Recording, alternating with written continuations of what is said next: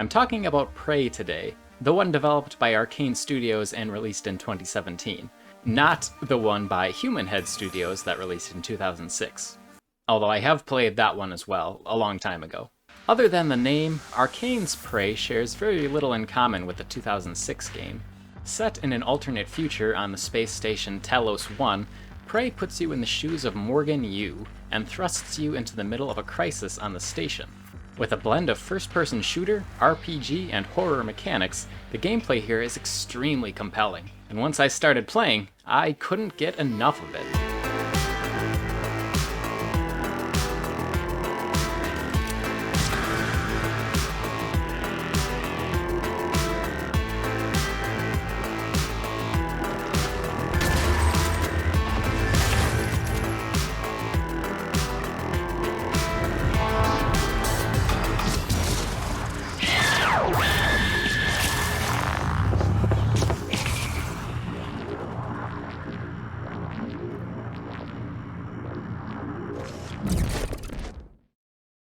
Things start out pretty normally.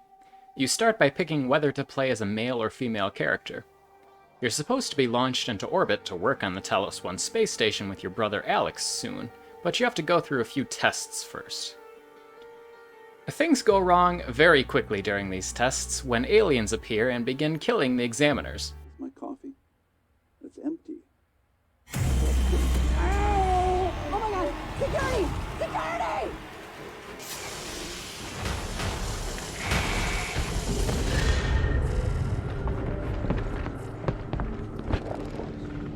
Morgan is sedated, and they wake up back in their apartment. But it becomes clear very quickly that what happened wasn't a dream. You find a corpse in the hall, and a mysterious figure called January calls and tells you that things aren't as they seem.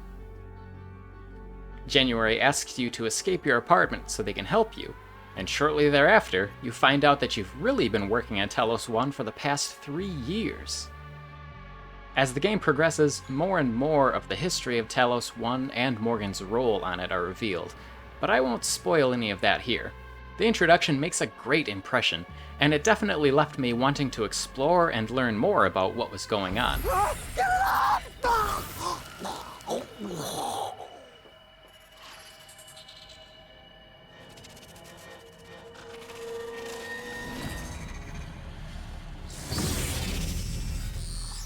One of the goals on Talos 1 is to research and develop neuromods, devices that allow you to instantly learn new skills. Neuromods could allow someone who has never studied medicine to become a neurosurgeon overnight. So it's understandable that TranStar, the company who invented them and owns Talos 1, is heavily invested in their development.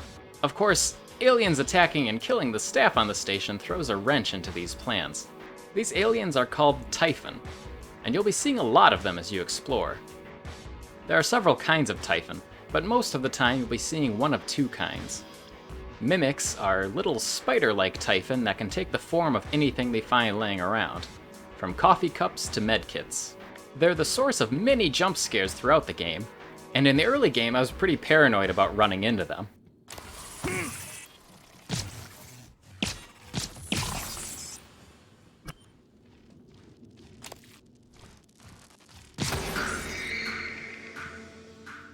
The enemies you'll see most often are phantoms.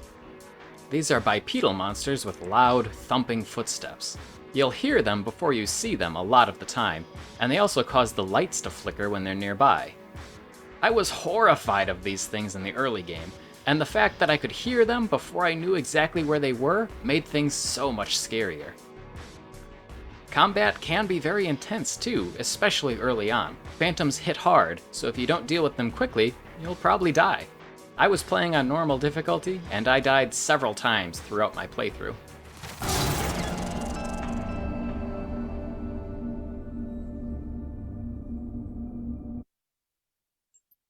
Just like Arkane's other games, the play your way philosophy is in full force throughout Prey. There are multiple ways to approach obstacles and complete the objectives presented to you. For instance, if you find a locked door, you might be able to get through by finding the keycard that opens it. Or maybe there's a maintenance panel nearby that you can crawl through to make it around to the other side. That kind of situation and many others come up often while exploring Talos 1, and the systems within the game offer a lot of freedom of choice, and creative thinking can get you into seemingly unreachable places where valuable loot might be waiting. There was a moment when I came across a locked security station and wanted to get inside. I didn't need to get inside, but I wanted to see if I could. I couldn't get through the locked door, but I realized that there were tiny windows in the glass. After some trial and error, I realized I could use the Mimic ability to transform into a small object, slide through the window, and transform back.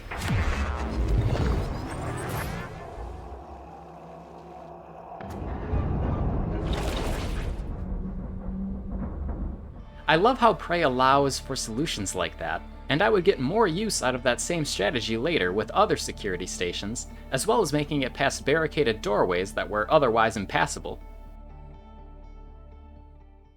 Mimic is just one of many abilities and passive upgrades you can acquire through the skill tree system. This is where the Nero mods I mentioned earlier tie into the gameplay. You collect Nero mods and spend them to unlock skills. There are both human skills and Typhon skills available. The human ones can be unlocked right away, but you won't be able to unlock the Typhon skills until you get the Psychoscope, which you find pretty early on in the main questline. Using the Psychoscope, you can scan enemy Typhon to research them, and when you've scanned enough of a given type, you'll be able to spend Neuromods to acquire some of their Typhon skills. As you might have guessed, by scanning Mimics, you can unlock the Mimic skill for purchase. Scanning Phantoms unlocks the Kinetic Blast skill, which gives you the ability to trigger a powerful psychic blast that damages enemies and moves objects in a small area. Another Typhon ability I liked using was Psycho Shock, which lets you trigger a psychic blast against a single enemy for decent damage. The human skills are split between passive upgrades, like more health or more inventory space, and upgrades that give you more options to advance past obstacles and complete objectives, like hacking, repairing broken items, and lifting heavier objects. There are several tiers of each of those, and in the late game I got a lot of use out of the fully upgraded Hacking 4 skill.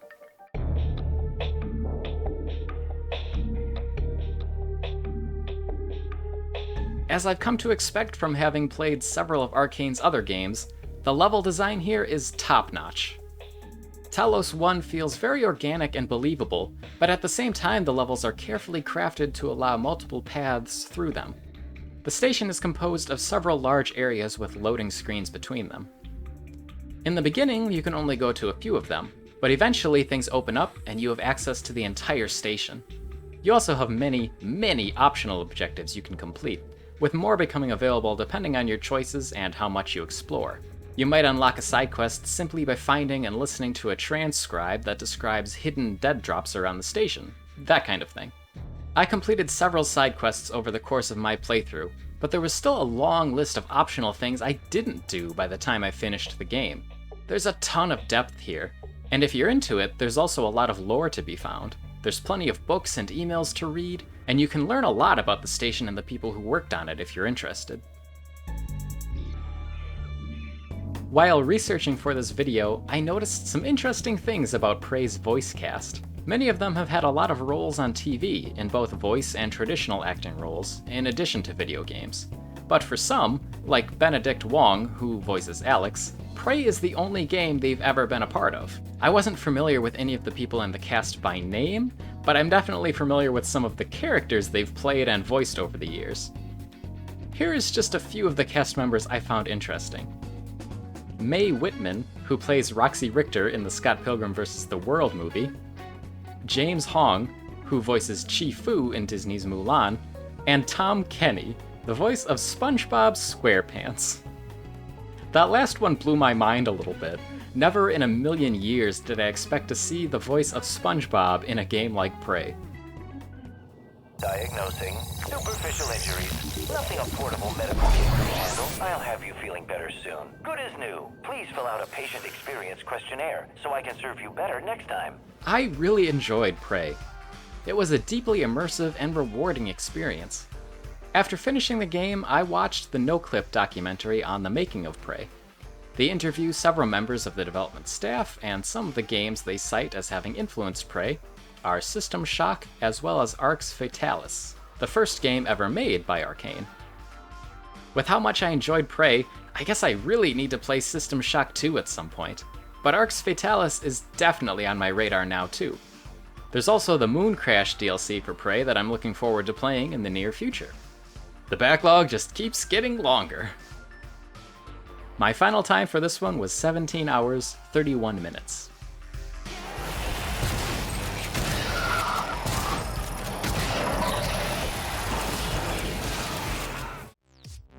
Alright, thanks for watching.